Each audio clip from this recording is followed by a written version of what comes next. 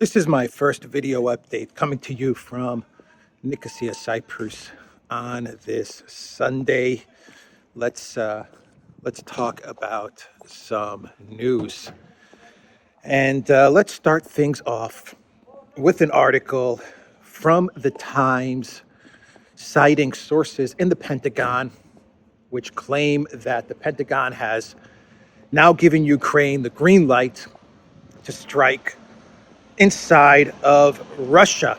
This is a big change with regards to the Pentagon's public policy, their public position in terms of Ukraine striking Russian territory. Some Cypriot food.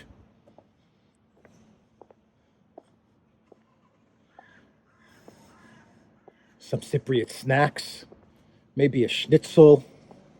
Fruit. Fries, veggies. I'm getting hungry. So this is a big change from the public position, which has been up until today, I guess, has been that the Pentagon, actually up until last week, I'll say, up until last week, and I'll tell you why I say that.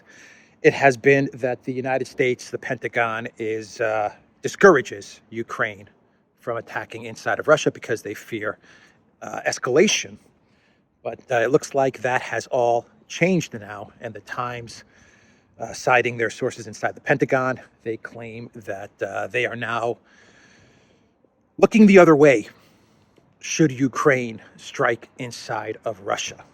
They are basically saying that Ukraine needs to do what it needs to do. And they are also considering providing Ukraine with long-range missiles, which to me indicates that they have already given Ukraine long-range missiles. Of course, who is operating and manning all of this equipment and these long-range missiles? I doubt it's Ukrainian forces, but that's perhaps another video at another time. But the reasons cited in this Times article as to why the Pentagon is now looking the other way, and one may even say encouraging Ukraine to strike inside of Russia. And by the way, that means that's not only confined to Crimea. That means anywhere inside of Russia, like the drone strikes that managed to get all the way to the Engels airfield in Saratov, about 650 kilometers inside Russian territory. The two reasons that the Times is citing for this change in public position, and I stress the word public position of the Pentagon, is the first reason they're giving is connected to Russia's missile and drone strikes inside of Ukraine, dismantling Ukraine's electric grid. The Times article says that a Pentagon official said that the Pentagon is now green lighting strikes inside of Russia, given Russia's, I believe the words used were brutality towards Ukraine. And so they feel like this is an appropriate retaliatory move for Ukraine. So the first reason they're giving are the Russian missile and drone strikes inside of Ukraine. So they feel that Ukraine should be given the green light to retaliate inside of Russia. But the second reason that they give, which I feel is a more interesting reason for green lighting Russian strikes inside of Ukraine strikes inside of Russia, is that these Pentagon officials told the Times that the Pentagon no longer fears Russian escalation. That is a fascinating statement from the Pentagon, if it is to be believed. And I believe the statements from the Pentagon are to be believed, because Blinken, just last week, when the Secretary of State, Anthony Blinken, when he was asked by reporters his thoughts and his comments to the drone strikes inside of Russia at Saratov, in the Saratov region, the Engels Air Base, when they asked Blinken his views on that, this is what Blinken said. And I quote, Blinken said Washington had neither encouraged nor enabled the Ukrainians to strike inside of Russia. So the State Department was taking the same line, just Tuesday, was taking the same line that the Times is claiming the Pentagon is taking right now, which is we neither encourage nor enabled the Ukrainians to strike inside of Russia. According to the Times, this is what the Pentagon source told the Times. We can't tell them, Ukraine, what to do. It's up to them how they use their weapons. The Pentagon has apparently changed its stance on the matter as it has become less concerned that such attacks could escalate the conflict. A U.S. defense source interviewed by the Times said that the Pentagon is now not saying to Kiev, don't strike the Russians in Russia or Crimea. This is according to the Times article. So a very interesting statement from the Pentagon. They're not concerned that such attacks could escalate the conflict. So you could read this two ways. Either the Pentagon is saying, they're signaling that they want escalation. By them saying they're not concerned with escalation is actually the Pentagon's way of saying, we want escalation. We want Ukraine to strike inside of Russia because we know that if they strike inside of Russia enough times or do significant damage, like say the Kerch Bridge, if they manage to pull off strikes like that, well, then the Russians are forced. The Kremlin is forced to retaliate, even if it doesn't want to retaliate, because, Putin, he was very clear in his statement just the other day at the Eurasian summit that Russia has a plan. It's sticking to its plan. The plan is going very, very well with regards to special military operation, and that Russia is not going to get goaded into deviating from that plan. They're going to stay the course, and it's working out very well. That is what Putin said. But this could be the Pentagon's way of saying, Ukraine, strike inside of Russia.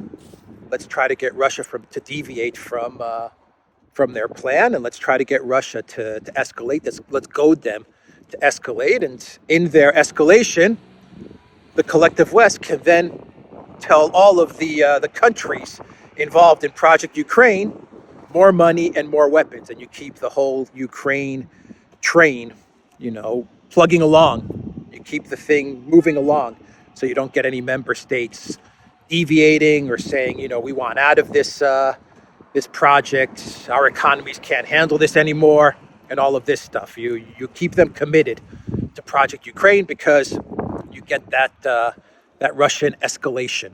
So you goad Russia into escalating.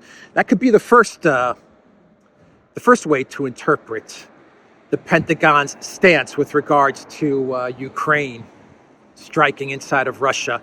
Another way to interpret it, perhaps a more simple way, is that the Pentagon just believes that Russia doesn't want to or is not capable of escalation beyond, say, the electric grid, which is bad, which is really bad. I mean, bad enough, but perhaps the Pentagon is saying, look, we continuously strike at Kursk and Belgorod. We hit the Engels air base, and so far, the retaliation from Russia, well, there hasn't really been a retaliation outside of the electric grid, which even the Russian military has stated is not in retaliation for the drone strikes on the airbase in the Saratov region. So the Pentagon may be saying, okay, the Russians retaliated with regards to the Kerch Bridge, the terrorist attack in the Kerch Bridge. But keep in mind that might have been framed, or that was framed as a terrorist attack. I don't think the Ukraine government, the Ukraine Ministry of Defense, has ever claimed responsibility for what happened on the Kerch Bridge in Crimea. So, the Pentagon may be saying Russia so far has not retaliated when we've greenlit Ukraine military strikes inside of Russia. we haven't seen a significant retaliation. So they just may be saying we can hit inside of Russia as we wish, if we can make it through the air defenses of the Russian military, then Ukraine, give it a go. And they're considering providing long range weapons as well. Against this backdrop, Pentagon officials are now reportedly seriously considering Ukraine's requests for long-range weapons that could be used for strikes deep inside Russia. Nothing is off the table. That's a quote from a senior U.S. defense official, as reported by the Times. Nothing is off the table. Those long-range missiles are already there. They've already been delivered. And they probably got the mercenaries or the NATO forces wearing their Ukraine military uniforms. They've already got them there, and I think this is the story to front run what's going to now be attempts by the Ukraine military to strike at Russia with the long-range missiles. That's how I see this entire story, this entire narrative. Pentagon officials' statements. This is all preceding what is going to be a big escalation from the collective West with regards to this conflict in Ukraine, and this actually coincides with a lot of reports which claimed that the collective West and the Zelensky regime, they are really pushing hard for some sort of military PR win, whether it's in the form of another type of Kharkiv counteroffensive, or whether it's something along the lines of the drone strike in the Engels Air Base, but something bigger. They really want to get some sort of big military PR win before Christmas. They have to get that win because, it's those PR wins that keep the collective West, all the countries invested in Ukraine and the Ukraine project. It keeps them on board, and it keeps that hope strategy moving along. And of course, tied into that hope strategy that Ukraine is going to somehow win this conflict or do serious damage to the Russian Federation. All bundled into that hope strategy is the tangible grift, the money and the weapons, the billions and billions of dollars pouring into Ukraine, and the MIC weapons industry that is just making so much money from this conflict. The Telegraph, they ran an article the other day with a title, and get this, let me pull it up. The title of this article from the Telegraph reads, Ukraine forces sucked into meat grinder of Bakhmut. And then the article goes on to say that Bakhmut, and I quote, has no strategic significance. So they run a title saying that Ukraine forces are being deployed into Bakhmut, and it is essentially their words, the Telegraph's words, the Daily Telegraph, their words, it is a meat grinder. But inside the article, they say Bakhmut has no significance. So then why is NATO, why is Zelensky sending forces into certain annihilation? Why are they sending troops and military into certain annihilation, as the Telegraph states in their title? Why do you continue to deploy forces into Bakhmut if it has no strategic significance? It makes no sense. This is an article of just complete contradictions. Their lies have twisted them all up. But they're trying to work out the narratives. They're trying to figure out, how can we work out these narratives so that we can make some sort of sense of the Russian demilitarization that is taking place of Ukraine and of all the weapons that we've sent to Ukraine. How do we make sense of all of this? How do we explain to our readers that we're telling the Ukraine military to deploy their forces to Bakhmut, and it is indeed a meat grinder, but at the same time, this has no strategic significance. Wesley Clark said it 2 weeks ago to CNN, didn't he? He said that Bakhmut is, the Russians are just sitting back there, and they're just annihilating the Ukraine forces that are coming into that area. So then why fight for that area if it serves no strategic significance? Oh boy. So let's do a quick update as to what's going on in Serbia, because we have a situation in Serbia, and a very tense situation. The authorities in Pristina, they have said that by December 15th, they are going to be applying to become an EU member state. It's a very laughable situation there. Pristina actually applying to become an EU member state, but anyway, that is what they're planning to do. And you also have tensions flaring up in Kosovo and Metohija, and it's gotten to the point where the Serbian government and President Vučić, they are going to be making a request to, under UN resolution, I believe it's UN resolution 1244, I think, is the resolution. Yeah, 1244.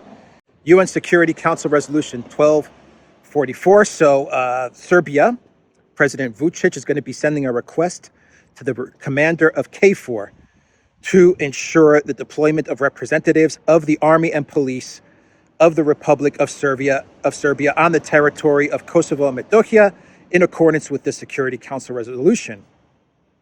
So KFOR is the NATO Kosovo occupying force.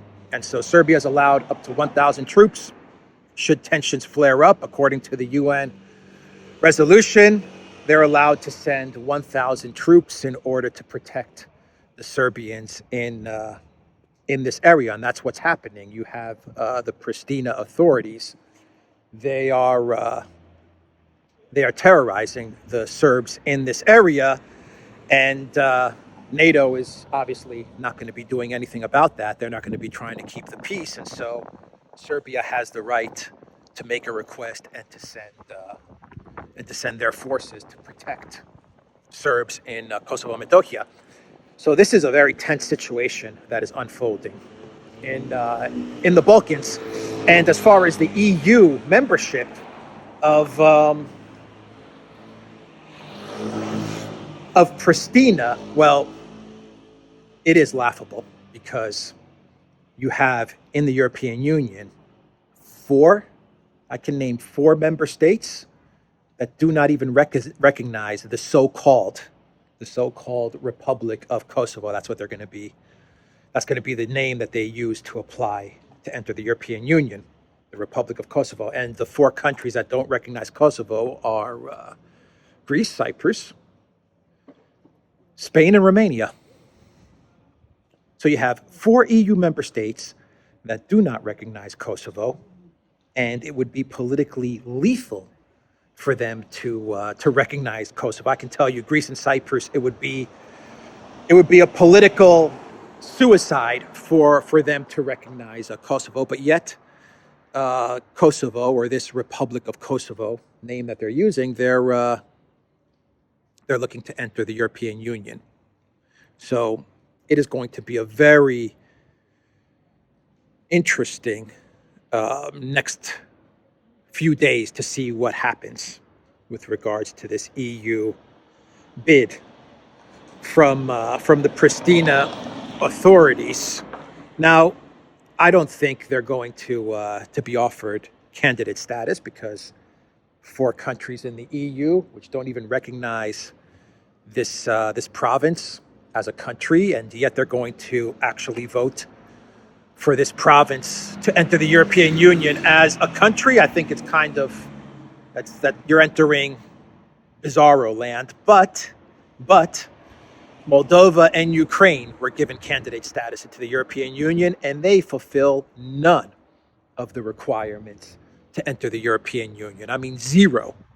But political pressure from Washington, from NATO, it got Ursula von der crazy to make some crazy decisions and to actually approve the candidacy of Ukraine and Moldova. It got all the member states of the EU to actually vote to approve this candidacy. So, never underestimate the pressure of NATO and the United States. It may even get the governments of Greece and Cyprus and Spain and Romania to make a decision that could lead to the downfall of their very governments. But they may actually say, okay, we'll go along with this clown show anyway, with regards to the Republic of Kosovo entering the European Union. It's ridiculous. Anyway, let's do a quick clown world. And this clown world has to do with David Letterman, the David Letterman show, with the interview of Zelensky. I talked about this about a month ago, that the David Letterman show, they're going to be interviewing Zelensky. It's like a Netflix special or something like that. Anyway, this show is going to be airing on, I think, December 15th or December 12th. Either December 12th or December 15th. One sec. Let me check. I think I got it here. One sec. Monday, the 12th of December. David Letterman's show, which is called My Guest Needs No Introduction. That's the name of his show. What a dumb name for a show. Anyway, David Letterman is going to be releasing his Zelensky interview, where he traveled to Kiev and he did this interview in the Kiev metro, the underground, and he interviews the person of the year, Zelensky. And there you have it. That's the clown world. Do I even need to say anything more? I don't think I need to comment any further on that. Let me know your comments with regards to David Letterman's Monday interview of Zelensky on his show. My next guest needs no introduction. My next puppet needs no introduction. Anyway, that is the video, guys. TheDuran.locals.com. We are also on Rockfin, and go to the Duran shop. Here you go, 10% off. Use the code Good Day. Take care.